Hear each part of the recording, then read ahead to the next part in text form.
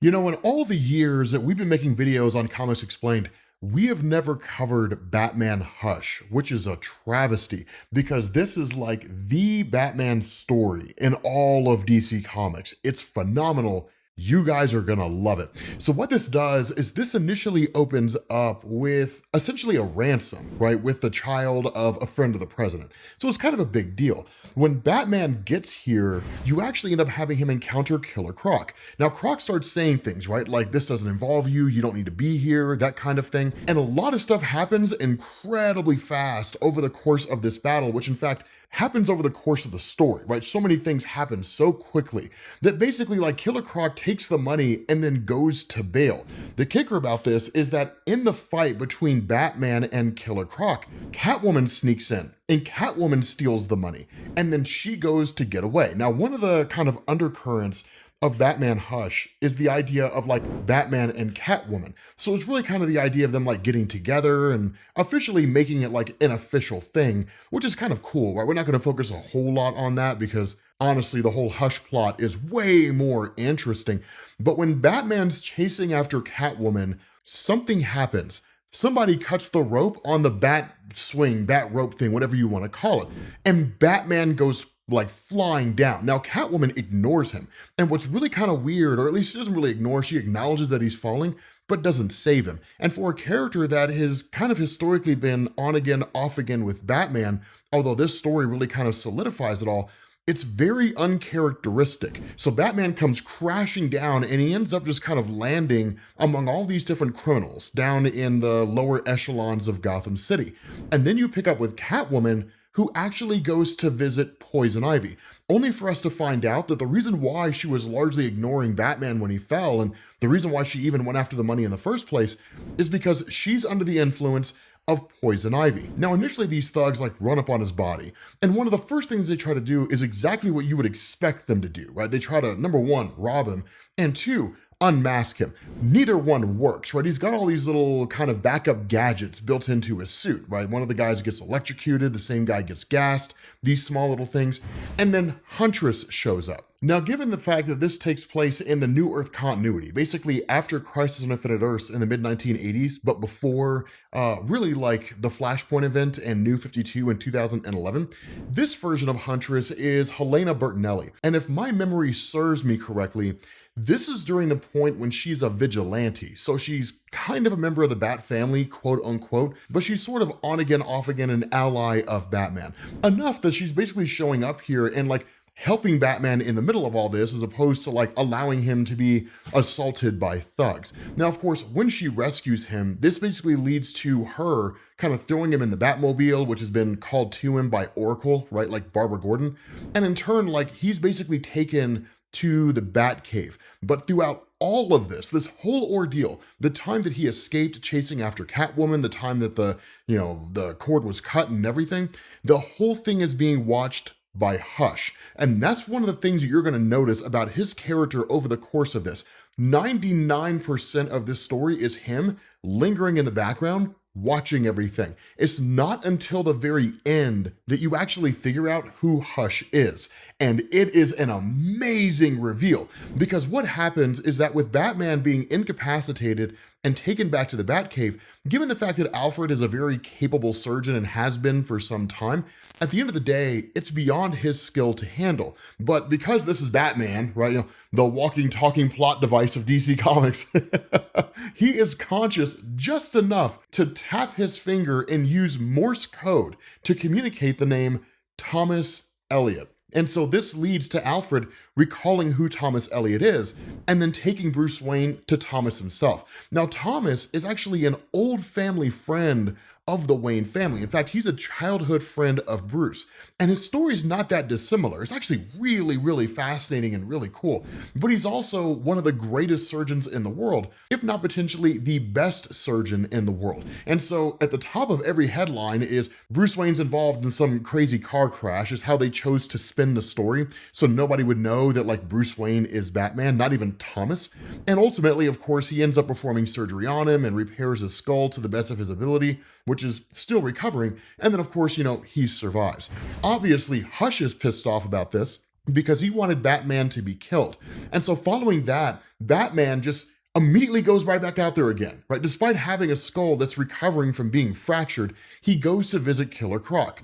And the question he asks here is, who planned all of this? Who are you getting this money for, right? Like, someone almost got me killed. Someone had you orchestrate a ransom. This is a big thing. I want to know what's going on. But Killer Croc, in this kind of act of desperation, actually ends up escaping from Arkham Asylum and tears out into the city. Now, you do get this kind of small moment when, like, Thomas goes to visit Alfred, and that's when you learn a little bit of the backstory, in the sense that what ended up happening when Thomas was a child, that his mother and father were in a car crash, and that Thomas Wayne tried to save both of them. He couldn't save the father, but the mother did live. And so, of course, Thomas Elliott was basically raised by his mom. And so it does kind of illustrate the fact that the story between himself and Bruce is very, very similar. And despite the fact that they haven't talked for a very long time, it does create a kind of bridge between the two of them, right? A way to kind of go back and forth. And so following back with Batman going after Killer Croc, this leads to Killer Croc tracking down Catwoman and going after her, realizing that she stole the money from him. In that moment, Catwoman reveals, we were both tricked, right? Like, we were duped. We were used by Poison Ivy in order to attain that money. But I don't even know why she did it, right? None of us really know why she did it. And even Killer Croc admits he's not fully sure why it was that he was turned on. Batman catches up to him and a fight between them kind of ensues a little bit. But ultimately, what ends up happening is Amanda Waller and her forces step in and basically take Killer Croc away. And that's about the last you see, mostly because of the fact that Killer Croc was directly involved with seemingly the kidnapping of the son of the president's friend. And so once these kind of dealt with, they really have no other reason to be involved there.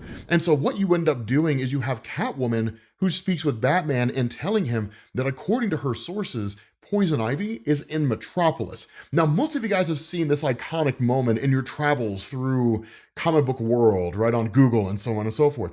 But if you haven't seen it, I'm not going to spoil it for you because it's amazing, although I imagine you could probably guess what happens, right?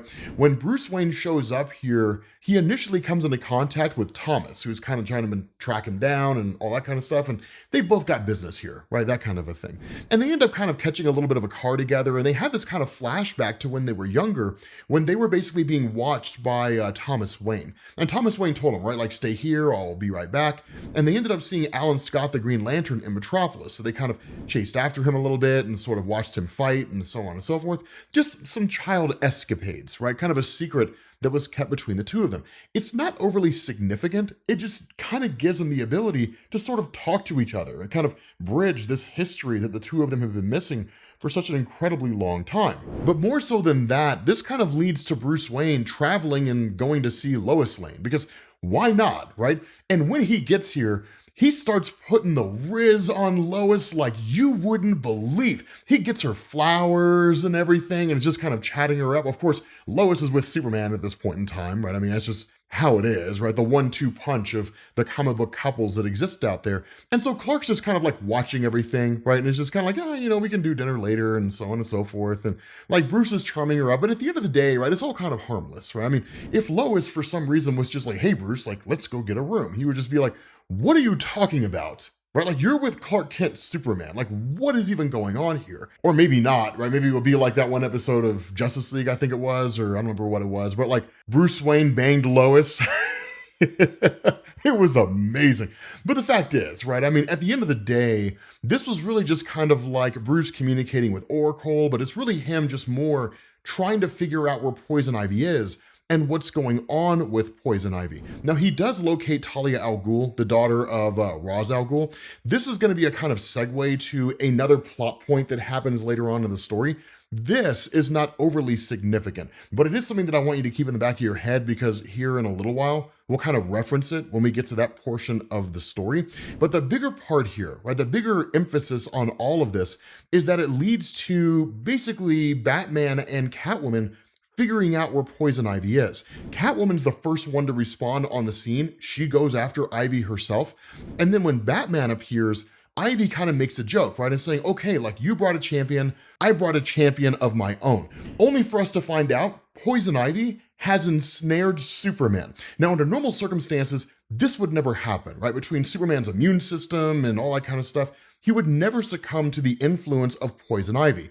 But what ended up happening is poison ivy had a kind of kryptonite that was given to her that was applied to lipstick, and she was able to kiss Superman by whatever manner and whatever means. And because kryptonite weakened Superman, it allowed poison ivy's toxins to influence Superman and bring him under her control. But that's one of the things that I hope you guys are noticing here. These small little things are being done, right? This little thing here, this little thing there. It's all being orchestrated by Hush. And as we go over this story, you're going to start to realize it's very reminiscent of like Nightfall, when Bane was literally causing all these crazy things to happen over the course of a short period of time in Gotham and running Batman to his wit's end. And you'll see him become more and more aggressive as this goes down. But in this particular instance, Superman is not a villain to fight in an aggressive way. It requires Batman to be methodical. It requires him to be patient and to be focused at all times. Number one, because he doesn't want to kill Superman. And number two, because Superman is so incredibly dangerous and under the influence of poison ivy, who knows what he might do. Now, his no-kill rule is kind of universal here, right? So like even under the influence of poison ivy, he's not going to kill Batman, or seemingly can't bring himself to kill Batman. But the fact remains, right? Bruce and Catwoman end up accessing the tunnels under Metropolis that were built by LexCorp. The reason why is because Batman references an instance when the villain Parasite had actually escaped from Superman by traveling through these tunnels because they're lead-lined, and Superman cannot see through them. Beyond that, there was a point in DC Comics when Batman was given a kryptonite ring by Superman. Now that actually took place in an old story called Superman was a Dark Knight over Metropolis. It was a Roger Stern, Jerry Ordway kind of a project that was launched in the mid to late 1990s, but Batman's had it in his possession for quite some time and rarely ever used it. This is the perfect time to do that, because where he sends like Catwoman out and just says, okay, like here's the rub, right? You need to go to safety, but what we need to do is find the weakness of Superman and use that weakness to our advantage. When Catwoman takes off, Superman comes busting in.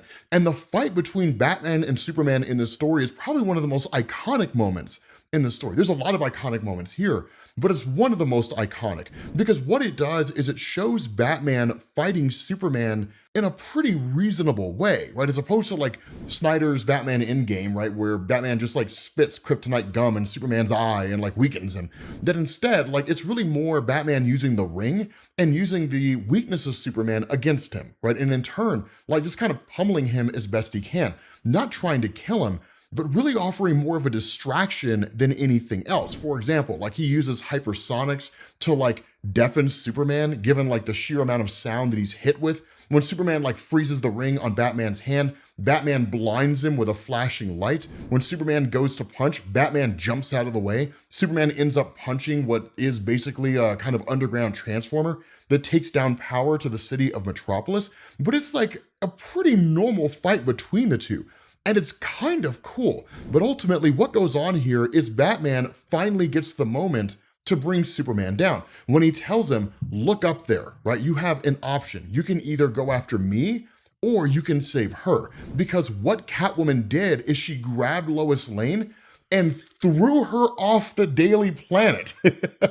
Now, of course, because Lois Lane is Lois Lane and this is Superman, without a moment of hesitation, he's immediately after her, rescues her, and brings her back down. And it's enough, just the idea of him like going after Lois, it was enough to break the influence that Poison Ivy had over Superman. Not only that, because of the fact that Poison Ivy was able to manipulate Superman the way she was, Batman puts the pieces together and realizes that somebody was able to basically create a kind of pheromone in addition to the kryptonite and give it to Poison Ivy. She didn't have it of her own accord, right? It was kind of an enhancement provided to her. And so when Batman and Superman show up and they confront Poison Ivy, of course, she's basically taken away and that kind of thing. And then you basically switch back over to Gotham City itself, where in essence, Batman's still trying to figure out what's going on, but he also kind of does like normal Bruce Wayne stuff as well.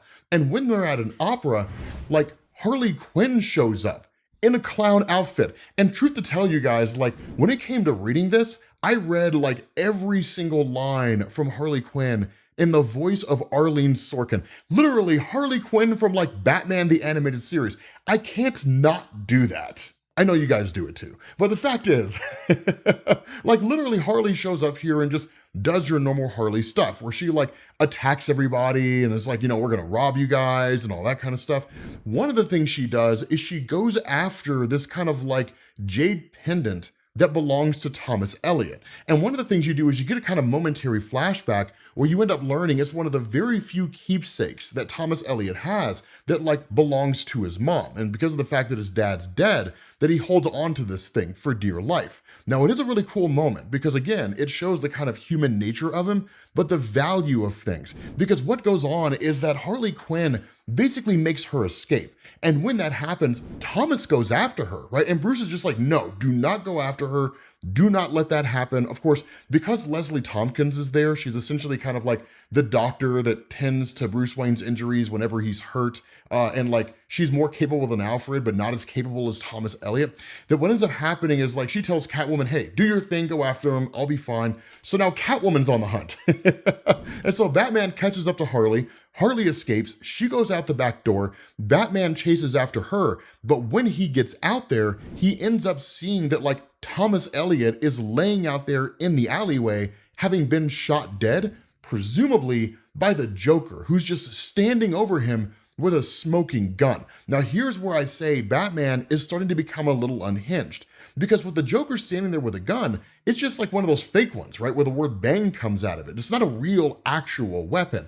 But Batman's not paying attention to anything that's going on. When he sees the Joker and he sees Thomas Elliott's dead, he immediately like falls back into the mindset of after death in the family, because that was a story where Joker beat Jason Todd to death and blew him up, right? Or at least beat him to a point where he almost died and then killed him when he blew him up. But the fact is, like between like the Joker shooting Barbara Gordon and paralyzing her in The Killing Joke, the Joker's done nothing but just bring absolute torment and harm to everyone that Batman knows and loves. And so where the Joker's pleading his case and like saying he's innocent, there comes a point when like Batman's gonna kill him. And so ultimately like Jim Gordon shows up here, seemingly out of nowhere. And we don't even really know how he got there, although we will find out later on. But like Jim Gordon puts a gun to Batman's head and it's like, stop, right? Like you're gonna kill this guy and betray everything you stand for. And so ultimately, of course, they end up walking away and, you know, the Joker's effectively taken.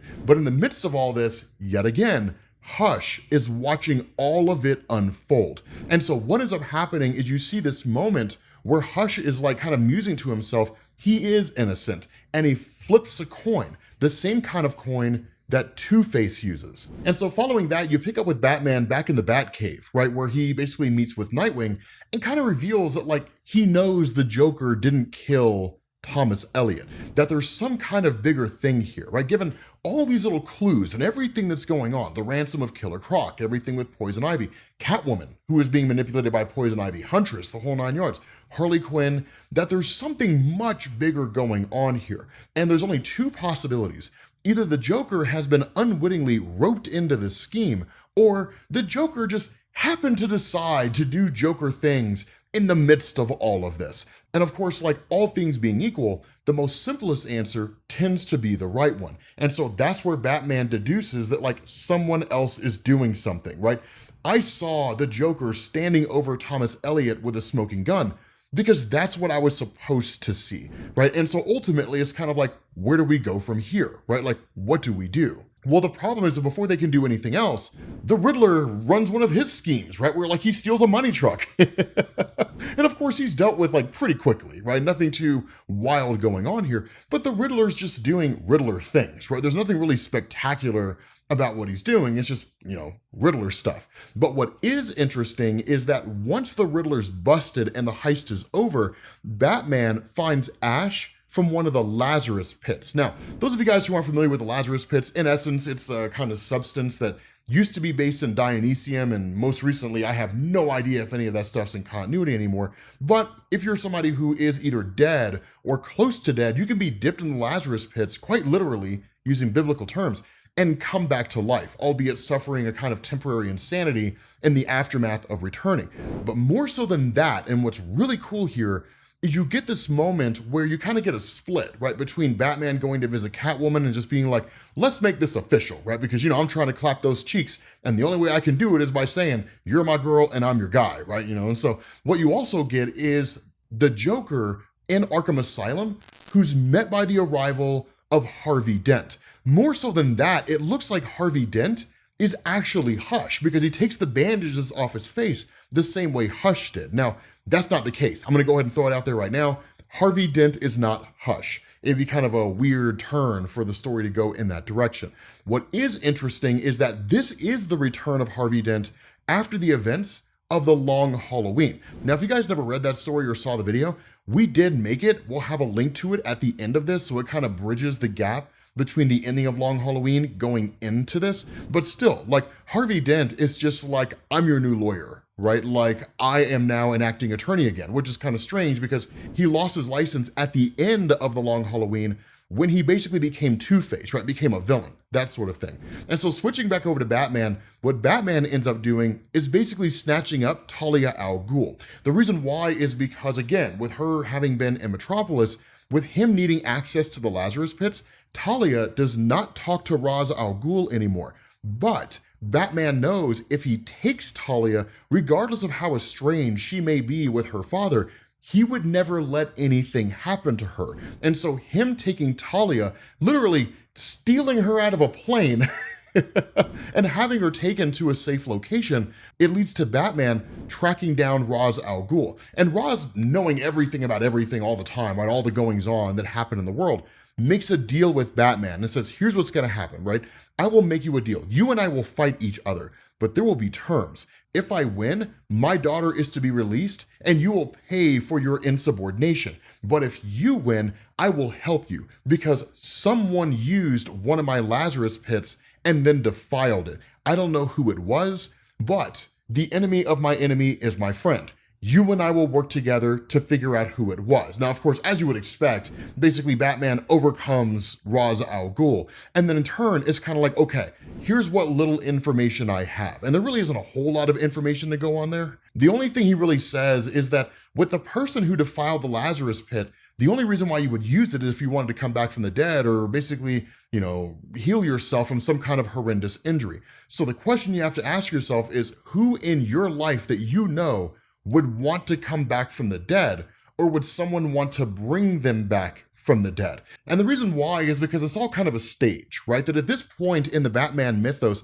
Jason Todd has long since been dead, right? And he's basically been replaced, quote unquote, by Tim Drake, who arguably is the most popular Robin that I imagine exists among the DC Comics fan base, if for no other reason than Teen Titans, which was nowhere near as good as Teen Titans go. But there's a kind of argument between the two of them that breaks out because of two reasons. The first is because Tim Drake gets to the Batcave seemingly before Batman appears, but when Catwoman is there. And so he thinks Catwoman is snuck into the place or something along those lines. And so of course they fight over that whole thing. And then when Bruce Wayne shows up, then in turn, he tells Tim Drake, I revealed my identity to Catwoman. So now he's pissed off about that because it's well, if she knows your identity, it's only a matter of time before she figures out what mine is. And ultimately Catwoman's look, I got better stuff to do than watch you guys bicker and argue over all this stuff and get into a fight. So I'm taking one of your motorcycles. I'm getting out of here. I'm going to go do my thing. Now, again, it was all a ruse. The whole reason was to just kind of get Catwoman out there and into the world doing her thing away from Batman, and then just follow her, right? And just see where her path would lead, which is exactly what Batman does. Now, of course, in the midst of all this, basically the Scarecrow shows up and Scarecrow does Scarecrow stuff, right? Where he just starts throwing fear toxin all over the place, but Batman doesn't succumb to it. Instead, because of everything going on here and this great big huge riddle, he's just kind of all right, I don't want to talk to Scarecrow. I want to talk to Dr. Jonathan Crane. You did the profile work, used your expertise as a psychiatrist to exploit everything that everybody wanted. The Joker, Harley Quinn, Poison Ivy, Killer Croc, Huntress, Catwoman, the whole 9 yards, me. So I want to know, who are you working for? Who are you working with? And that's when Hush appears out of nowhere, with Tim Drake in tow. And it's just kind of like, this guy, this Robin, this imposter, this pretender, right? Like, you want me, here I am. And where Batman asks, like, who are you? The response of Hush is like, the world's greatest detective, and you still have not figured it out yet. He unmasks himself, and it's revealed to be Jason Todd. Now, here's the cool thing about this, right? I'm gonna let this play out, because I wanna know if between now and the ending, if you guys figure it out. Because as soon as Batman sees this, he's immediately haunted. Because in Batman's mind, Jason Todd is like his biggest failure, right? He's the Robin who died under his care. And that's the biggest failure of Batman, right? Bring a kid in and say, I'm gonna teach you how to fight and be capable and be a superhero and all that kind of stuff. The biggest undercurrent fear to all that is, what if I get them killed? And with Jason Todd, it came to fruition. And so what you have is Jason holding Tim Drake hostage and talking trash nonstop. Now, of course, Catwoman jumps in. She basically disarms Jason Todd, who had a knife to Tim Drake's throat. You know, Tim's throat is cut a little bit, but not so severely, right? Catwoman more or less takes care of it. And so the fight kind of breaks out between Batman and Jason Todd. And Jason Todd starts spewing all these different things. But really, the whole root of everything he says to Batman is, why did you let me die? More so than that, why didn't you kill the Joker, right? Like, show me some respect. You owe me this, right? He's like, you'd be amazed by the number of people who wanted to play this whole revenge game, who wanted to come after you and destroy you. It was so easy to bring all the pieces together. It was so easy to give these people the things that they wanted and promise them that they could be the one to kill you, because there's no shortage of people in the city of Gotham that are trying to destroy you. And so ultimately, he's like, now it's my turn to finally get my revenge on you for letting me die. But Batman calls it immediately, because he gets the upper hand on Jason Todd, holds this guy's like neck, right? Holds him over a building, and it's just like, here's the thing. You may have a lot of facts about me, about the history, the death of Jason Todd, and all that kind of stuff, right? Personal history, anecdotes. You may have even set up all those incidents to echo what happened in the past, but you are not Jason Todd. I know that for a fact. You violated his grave, but you referred to Robin as a pretender when it was you who was pretending the entire time, hoping that your appearance would make me pull my punches. And where Jason Todd says, I only wanted to be loved, Batman, the response of Batman is, that was the mistake that you made. Even in the end, Jason knew how much I loved him. So you telling me that you died never knowing that I cared, believing that I didn't care, that's how I know it's not true. And Jason Todd melts away, only for us to find out it was Clayface masquerading as Jason Todd the whole time. Now, a little bit of an aside here, this was actually the first time in DC Comics when DC toyed with the idea of Jason Todd returning post-crisis, right? Jason Todd like coming back, not even really post-crisis, after death in the family, right? Like, it was a big deal when it happened. Now, of course, under the red hood is when Jason Todd officially returns to the DC landscape, and probably one of the greatest Batman stories of all time. I think we covered it. I'm not going to swear to that. I don't remember if we actually did or not, but the fact is, right, Batman's like, and the plot thickens, right? So like, now it's not even Jason Todd. It's just Clayface pretending to be someone. Who is putting all these people up to this, right? Like, who's getting all these people to do this? And so what happens is Batman goes back and meets with Oracle, Barbara Gordon, and the two of them have a conversation when she's like, okay, as a question, when you were unconscious, you started tapping in Morse code and you said Thomas Elliott, right? Like, what made you think of him? And the response of Batman is like, why do you want to know? And she's like, I'm just curious, right? Just humor me here. And he's like, I mean, he was the best surgeon in the country, as good, if not better than my father, and a childhood friend who's now dead because basically he came into my life. I get the people around me killed. She's like, I looked into that whole relay, the electronic relay that you found underneath your computer in the Batcave, because Batman literally found a relay there and didn't quite know how it got there, just a little piece of the puzzle. And she's like, at first I thought it was like CIA stuff, right? You know, just stuff made by like super covert government agencies. I mean, who knows? Amanda Waller wanted to spy on you. She's like, the design work was flawless. She's like, then I started to look into it. And I was like, you know, this is interesting, right? Like, going through this intricacy and the way it was built, I ran all that information through the Bat computer, and look who it was that designed it. Only for us to find out it was a guy by the name of Harold. Now, Harold is a very old member of the Batman mythos, and he was the engineer for Batman. Now, DC doesn't really do that anymore, but way back in the day, during the Dennis O'Neil and actually Dennis Cohen era of Batman, really in like 1989, that DC very much depicted Batman as a far more grounded version of the character that we know. And so having a guy that like engineered stuff for Bruce Wayne, instead of just being like, Bruce Wayne can do everything because the story demands it, it made him a lot more human. And that's where Harold Allnut really gained his claim to fame when it came to like being a major character in the Bat family. That he kind of was replaced by Lucius Fox in more recent years in DC Comics. But the fact is, like, he designed all the stuff that Batman uses. And so he is the one that designed this particular relay. And what ended up happening is that he was made a promise by Hush, right? He was like, look, I know I betrayed you, but at the end of the day, it was for me, right? Like, you had given me so much. You gave me a home, you gave me a job, you gave me a sense of purpose. And considering that I was mute, which Batman's surprised by because Harold can talk, he's like, this guy would heal me, right? He, like, Hush told me that he could give me back my ability to speak. And it brought me a potential level of happiness that I just couldn't walk away from. And I knew that no matter what would happen, right? No matter what information was gleaned from your computers, you would be okay. You always win. You're Batman. And so ultimately Batman's like, look, I can't fault you for that, right? Happiness is a very powerful thing, especially when it's exploited. You can get a lot of people to do a lot of different things. He's like, all I want to know, Harold, is who approached you. And before he can answer, Harold gets shot to death. And that's when the real Hush is standing there literally smoking guns, right? Just guns blazing. And that's when the fight is on. Because at that moment, Batman immediately goes after this guy.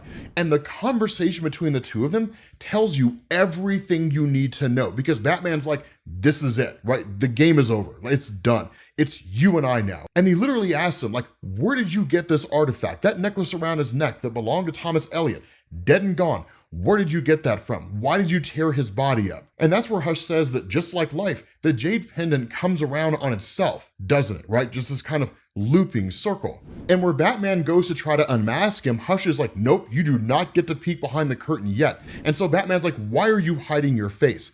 And Hush just kind of starts being a little clandestine here, right? He just kind of gives him these riddles, right? Do you think it was by coincidence that we're here on this bridge on a rainy night? And that's where Batman's like, I do not know how you could have heard these stories, but Thomas Wayne did everything in his power to save the Elliots. And that's where he says, yes, just like you promised me he would. And that's where Batman, not really putting the pieces together, is a reflection of how exhausted he is. Because Hush is effectively telling Batman what his identity is, right? He lost my dad, though he left me with my mother, right? Literally, it's Thomas Elliott, right? That's the identity of Hush. And it's fascinating because what happens is when Batman finally puts it together, he's like, is that what all this was about, right? A child's broken promise, that I promised you everything would be okay, and then like, it turns out it wasn't. Your father died, you were angry at me over the death of your dad. And that's where Thomas says, no, Bruce, that was never the case at all. I was never angry that your father let my father die on the operating table. I was angry that he let my mother live. And the response of Bruce is like, what are you talking about, right? And he says, I insisted their drivers stay home that night, a rainy night, a severed brake line. I wanted to kill my parents. I wanted them to die. Your father ruined that. And he's like, you have no idea how lucky you were to be an orphan. All that money became yours to spend when I had to wait years waiting for my mother to die from cancer of all things, pretending to be the good son. Since I know that you were counting, yes, I had one bullet left in the chamber. I know you didn't see me strap the C4 to the Batmobile when you and Harold were having your short-lived reunion. Now, as much as I would like to end it here, the game is not over yet. I'm taking you to Arkham, where everyone else gets the pleasure of unmasking you. But that's where Jim Gordon shows up, right? And Jim Gordon is just like, no, right? That's not gonna happen. Put your hands in the air, you're under arrest. Now, This is where it all loops back to the events of the Long Halloween. Because in that story, despite the fact that Harvey Dent ended up becoming Two-Face, went crazy, he made a promise, right? That he and Jim Gordon and Batman would work within the confines of the law to bring criminals to justice. And because Harvey Dent is basically back to his normal self, right? He's not Two-Face anymore, he is keeping that promise. And he pulls a gun and he shoots Hush right in the shoulder. Not enough to kill him, just enough to disable him, right? The guy goes flying off of a bridge. Batman goes to hunt for him, and Batman can't find him. Now, of course, this leads to like Harvey Dent handing himself over to Commissioner Gordon and just kind of being like, okay, right, arrest me, take me to jail, that kind of thing. Like I made a promise, operating within the confines of the law. But here's where everything gets really interesting and really wild. Batman sits down with Superman, and the two of them start talking, and Batman's like, but there are some pieces that still don't add up, right? There are some things that just, this dog's still not barking. Like, yes, Thomas Elliott is Hush. Yes, he's the one that orchestrated all of this, but like, how did he know where I would be? Right? Why was it that I even asked for him in the first place when I was injured? I've never talked about him before. I've never had a reason to ask about him before. Like, I don't know what's going on. And that's where he starts to analyze the Bat computer, and he realizes in the relay that was installed by Harold, there were subliminal images that were put in there of Thomas Elliott. So Batman didn't realize what was going on, but subconsciously, Thomas Elliott's image was constantly thrown in his head, so that when he was injured at the very beginning of the story, Thomas Elliott was the first person that he thought of. Not only that, Thomas Elliott was the one that fixed the face of Harvey Dent, set him back to his normal self. When it came to like the Huntress being a kind of vigilante, Thomas Elliott was the one that refined her equipment, made her more capable. And so beyond that, in terms of Thomas being able to find Bruce Wayne everywhere he went, it's because when he worked on his brain, he put a tiny little tracking device in the back of his skull, so he would always know where Bruce Wayne was. Beyond that, when it came to like Thomas Elliott falling into the water, they couldn't figure out where he went to. Superman hunted for him all over the place, and they couldn't find his body. I mean, it may very well have been washed out to sea, but at this point, it's just kind of like a lost cause. And so that's when you switch over to this conversation that Batman's having, where he's talking to this guy, and he says, "This will not be recorded. No one is listening in. I think you know why. I honestly didn't think you were capable of it. Criminal mastermind, and you don't come together immediately." And this person says, that was sort of the point, wasn't it? And Batman asks, was that the point? And this person says, you still don't have all the pieces. That's why you're here. This is fun. And so Batman just kind of starts talking, and he says, presumably it all began with Killer Croc kidnapping the boy. You didn't need the ransom, did you? Elliott's wealth financed all of it. And he asks, where did you get the kryptonite for Ivy's lipstick? And Batman's asked, where did you get it for the ring? You have enemies in very high places, but you didn't hear that from me. And so Batman kind of puts it together. He says, so you promised Croc that you could surgically cure his mutation for a price. And this person says, you have to remember that we're not dealing with a brain trust here. Croc never quite understood that we infected him with a virus. He was desperate for a cure, and he'd have provided it during surgery. The antidote is not hard to figure out. I imagine wherever the feds have him, he's been restored. And that's where Batman says, and Scarecrow was the one who did the evaluations. And he asks, like, Poison Ivy, what was her deal? And he's like, money, right? She's got a thing about Catwoman. And he's like, and Harley Quinn? And this guy says, love, right? Getting to work with the Joker. And Batman asks, the Joker, right? He could not have been an easy one.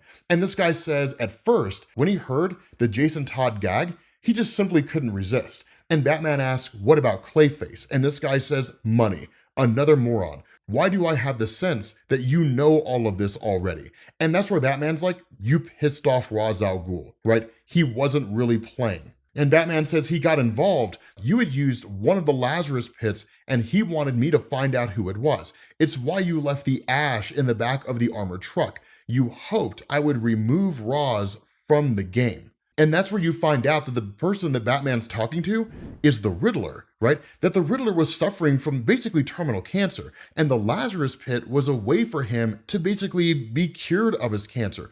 Working with Thomas Elliott, the two of them came up with the Hush plot, basically an attempt to destroy Batman. For Riddler, it was a game. For Hush, it was revenge. But the funny thing about this is Riddler knows Batman's identity as Bruce Wayne. But Batman's like, you're not going to tell anybody, right? For two reasons. One, because if you tell anybody, I'll tell Ra's al Ghul that you access his Lazarus pits and he's going to tear you apart, right? Literally, there's nowhere on earth that you can go where you will be safe. Not even here in Arkham Asylum. And he says, number two, no one cares that I'm Bruce Wayne. You could tell people that, but no one's going to believe you. No one's going to believe that like billionaire Bruce Wayne, the playboy of Gotham, is somehow a vigilante running around the city at night attacking people, right? No one's going to buy into that. And so ultimately, Batman just leaves, but not before given one little thing that he cannot figure out the answer to. And it's the grave